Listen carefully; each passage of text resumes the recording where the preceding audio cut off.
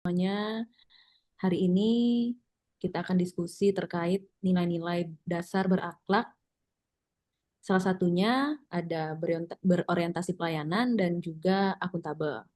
Nah, dikaitkan dengan program atau tugas dan fungsi di Kementerian ATR BPN dan juga isu-isu yang terhangat di Kementerian ATR BPN, kita akan diskusi mengenai program PTSL, yang di mana PTSL ini menurut aku cukup terkenal ya di kalangan masyarakat.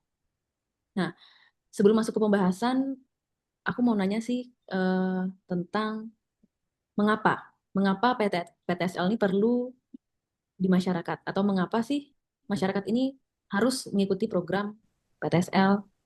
Mungkin siapa yang bisa jawab, Mas Firman? Menurut saya, PTSL ini sangat penting karena memberikan kepastian hukum atas tanah bagi masyarakat.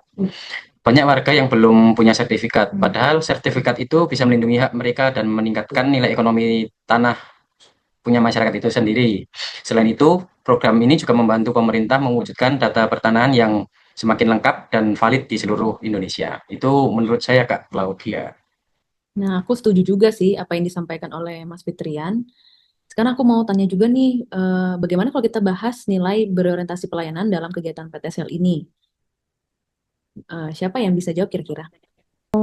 Dalam pelaksanaan PTSL itu, jadi kita berusaha untuk melayani masyarakat dengan empati dan juga tentunya harus cepat tanggap. Jadi saat sosialisasi kita harus jelaskan manfaat PTSL dengan bahasa yang mudah dipahami. Bahkan kalau bisa kita juga datang langsung ke rumah warga yang usia lanjut yang tidak bisa hadir ke balai desa. Namun memang kendalanya adalah masih banyak masyarakat yang belum paham pentingnya PTSL. Jadi sering terlambat menyerahkan berkas atau tidak hadir juga saat pengukuran. Nah, boleh juga ya contoh dari penerapan tadi nilai berorientasi pelayanan dalam kegiatan PTSL.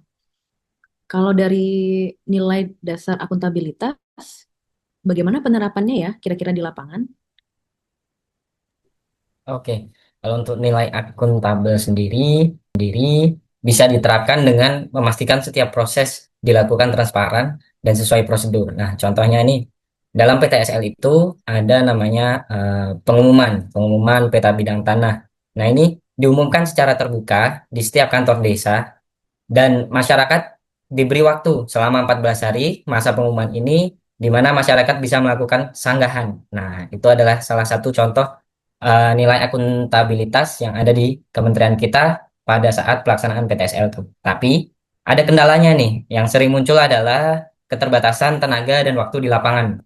Terutama saat target bidang tanah sangat banyak, penting bagi petugas untuk tetap disiplin dan bertanggung jawab agar tidak terjadi kesalahan data. Nah, itu salah satu kendala dalam proses akuntabilitas itu tadi.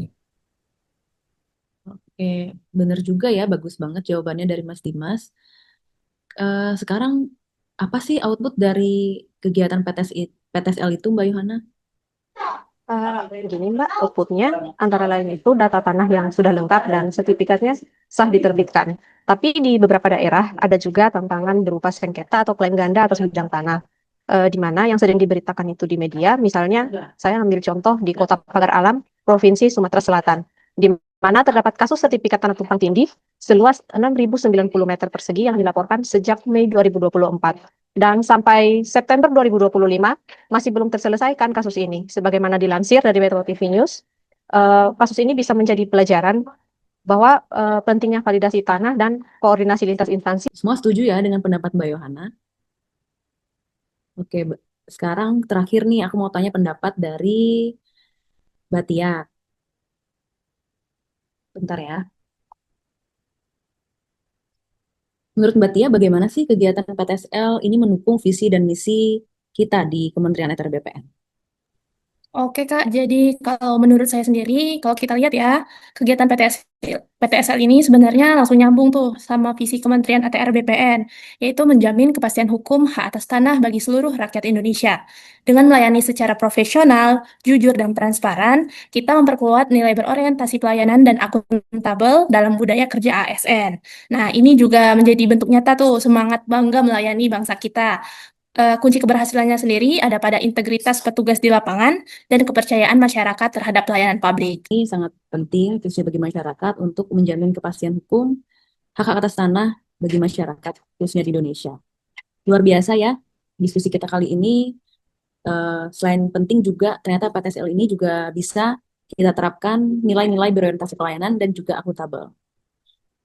Oke, baik. Demikian sesi diskusi kita pada siang hari ini. Terima kasih sudah mau berbagi waktu dan kesempatannya dan juga berbagi ilmu kepada kita semua. Saya ucapkan terima kasih dan selamat siang. Sama saya, makasih Kak.